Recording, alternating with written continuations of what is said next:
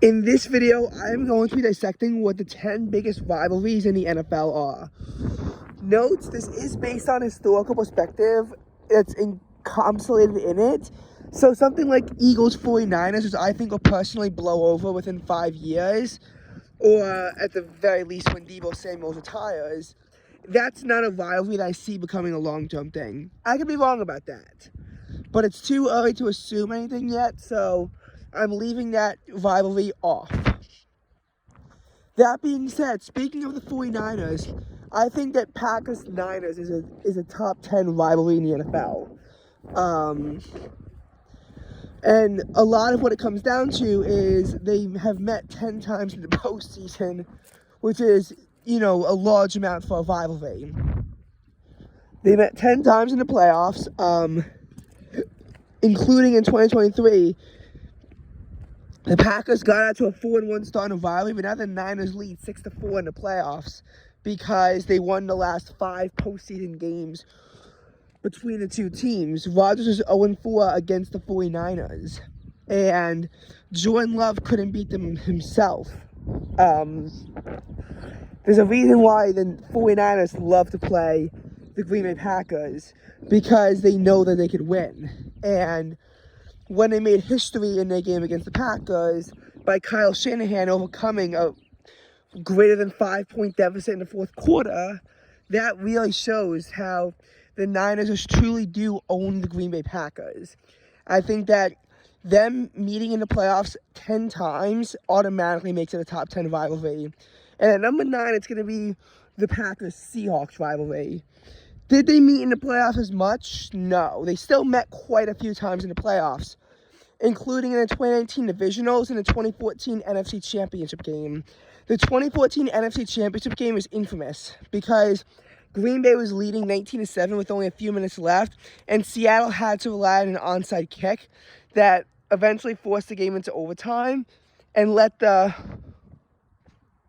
Seahawks win the game in overtime.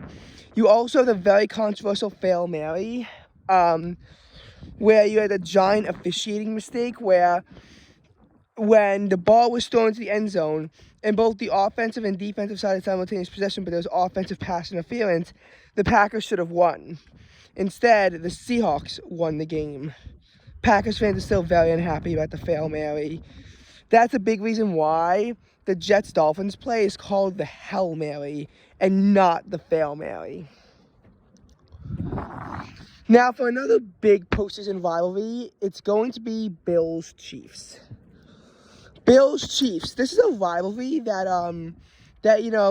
kind of meant something in the early days of the NFL, in the 60s through the 90s, but not really. And then it really died down because from the mid-1990s to the late 2010s, the Bills were not serious contenders. They made the playoffs in 1989, and then they didn't make the playoffs again until 2017. And they still met the Chiefs a lot because while they were a bad team, the Chiefs were also bad during this time. The Chiefs back then were nothing like the Chiefs we know of now, where they would miss the playoffs for several years in a row. The Chiefs were bad during this time. And, of course, Andy Reid in 2013 starts a dynasty in Kansas City. But even that dynasty doesn't kick off right away because then they missed the playoffs in 2014. 2015, they're a wild card team as well as 2013. So their streak of division titles doesn't begin until 2016. Even in 2016, they're still not consistently dominating. The dynasty doesn't begin until 2018 with Patrick Mahomes. And the Bills get McDermott and Allen around that time too. So in 2017, they finally make the playoffs. 2018, they miss. 2019, they make the playoffs again. And in 2020, ever since then, they've consistently been getting the AFC East title. The rivalry comes in, though, to the fact that the Bills were previously 2-1 against the Kansas City Chiefs, but since Mahomes is 3-0 against Allen in the playoffs, now it's 4-2. You also have very controversial games within that. Like, obviously, the 2020 AFC Championship game was a blowout in favor of Kansas City, even though the Bills had a 9-0 lead. But then you have the 2021 divisional game, where, obviously, the overtime rules are scrutinized and eventually changed. That's why in Super Bowl 58, even if the Niners got the touchdown, the Kansas City Chiefs still would have gotten a chance to have the ball back. A similar thing we saw, this was also in the Michigan-Alabama college football playoff game from this year. Obviously in 2023, the Bills finally get to host the Chiefs for the first time in the rivalry that's renewed, and the Chiefs win that game. Kansas City Chiefs win that game because of the kick that missed wide right. Not saying that they would have won anyway. The Chiefs probably still would have mounted a late game drive, and all they would have needed was a field goal. And if you think about it, Mahomes can do it in 13 seconds. He probably could do it in 103, unless the Bills could get a stop. But by missing the kick, while it wasn't totally the game, all the Chiefs needed at that point was one first down, and the Bills had no line defense. So it was pretty obvious that the Chiefs were going to pick up the first down. And in a situation where it's literally the game, that's pretty obvious 4-down territory. I mean, Andy Reid is going to have them attempt to run even on 4th down rather than punt the ball, knowing that if he converts, he wins the game. Field position isn't really relevant in that case. You always go for it if the result of the play being successful is that you win the game. And you know, Bills-Chiefs is just a thing where the Bills players really wanted to beat the Chiefs. And, you know, in 2023, the Bills got to host the Chiefs. It doesn't matter. And that's why I'm putting Bills-Chiefs at the number 8 spot. And again, it's not, it has historical significance too, because they were rivals in the earlier days of the NFL, as well as being big rivals right now. Now, in the number 7 spot, the number 7 spot of NFL rivalries, I think it has to be Seahawks 49ers. They only met twice in the playoffs. You obviously have the immaculate deflection game, that is the 2013 NFC Championship game, and then the Niners got their revenge in the 2022 wild card round. But it's a weird rivalry where, you know, between the Seahawks and the 49ers, like, they obviously hate each other, but it's like, half of me doesn't think it stands out that much. Then again, you know, the Seahawks and Niners obviously don't like each other, and they're pretty vocal about it. There's a reason why Niners fans are thinking the Arizona Cardinals, but they weren't exactly thinking the Seahawks the same way, because Niners Cardinals is a lot calmer than Niners Seahawks. There's a bit more of a reason why there's, you know, that hatred aspect of there.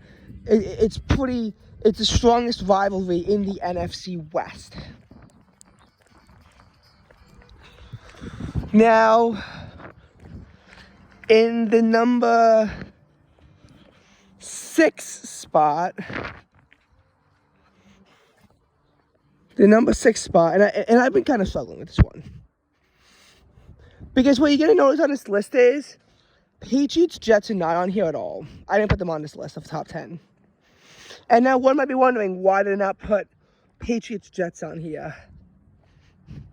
I didn't put Patriots, Jets on here because the Patriots won 15 in a row against the Jets.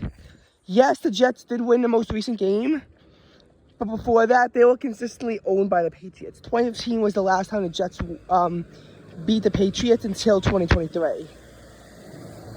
And that's just ownership. Rather, I'm actually going to be putting this as the Tom Brady-Peyton Manning rivalry. So, basically, this is both Patriots-Colts and Patriots-Broncos. But basically, Eli Manning was quarterback for the Colts from 1998 to 2001, and then quarterback for the Broncos from 2012 to 2015. And Brady was obviously the quarterback for the Patriots from 2001 to 2019, and then he was quarterback for the Buccaneers from 2020 to 2022. So Peyton Manning and Brady squared off in the playoffs multiple times. I think when you look at it, Brady beat the Colts every single time they played in the playoffs, I think. That's how it worked. But when it was the Broncos, the Broncos could not get past the Patriots. I think that's what happened. And they met so many times, and Brady did win the series. Brady did win the series with them, but it's just one of the greatest quarterback rivalries of all time. And I decided to put that at a number 6 spot. All right. In the number 5 spot, the number 5 biggest rivalry, in the NFL. And this is starting to where it gets a bit more into the hot take category. But I am saying that it's Eagles-Cowboys. And you might be wondering, how could I put this so low? Well, I don't think that the Eagles' biggest rival is the Cowboys. I mean, the Cowboys have historically been better than us, and even now, we're just sort of even. I mean, there's a hatred, but I almost feel like Eagles-Giants is more intense, especially because of location. That's not to say that Philly and Dallas don't hate each other. They obviously do. But you have situations like when the Eagles play the 49ers, where the Cowboys don't know, they want both sides to lose. And obviously, after Week 13, the Cowboys fans are making fun of the Eagles, but they would have made just as much fun of the 49ers had they lost too. Once they got out, they were pretty much at that point cheering for the AFC team to win the Super Bowl, no matter who it was, Chiefs or Bengals, because they did not want either of them to win. Number 4 is Bears-Packers. I know that now it is consistent ownership, as the Packers have won 10 straight over the Bears. But the Bears and Packers have had their notable moments, including the 2010 NFC Championship game. And they're also the oldest rivalry in the NFL. That's the reason why they were the 2018 NFL kickoff game, despite Brady winning a 6th Super Bowl for the Patriots. I guess they were tired of showing the Patriots, and they wanted to honor the 100th year of the Packers-Bears rivalry, because it really just is one of the biggest football rivalries that we've seen. Steelers-Ravens, obviously that's another huge rivalry. And the thing about the Bengals and the Browns is that neither team has ever won a Super Bowl. Neither team is consistently good. They're only okay good. Steelers-Ravens, I mean, they are just consistently good teams. And that's where the hatred comes into to play. The number 2 biggest NFL rivalry, I think, is the Eagles-Giants rivalry, because that you have the, just kind of New York-Philadelphia, even though they play in New Jersey, you have that kind of vibe, and it's actually been pretty historically even, because there were points the Giants really had the upper hand. Then the Eagles nailed it down by not letting the Giants sweep the Eagles since 2007. But there's been a lot of splits during that time. The Eagles were 16-4 against the Giants in the 2010s. But in the 2020s, they're more even. It's 6-3 in favor of the Eagles. The Eagles can only lose one more game to still be better against the Giants in the 2010s and the 2020s. Even though the 2020s, the Eagles have, in general, shown more promise. But now the number 1 biggest rivalry, in the NFL, the number 1 biggest rivalry in the NFL, yeah, this is a, this is a bit of an awkward one. You have all these divisions and all the hatred towards each other within divisions and all that stuff. But I don't know. It does feel like the NFL against the referees is probably the biggest rivalry. And I know that sounds like it's kind of a joke, and it kind of was meant to be a joke. But still, I mean, like, the referees have made so many incorrect calls. I've screwed up with so many teams at various points The officiating this year has been horrible. We need new refs.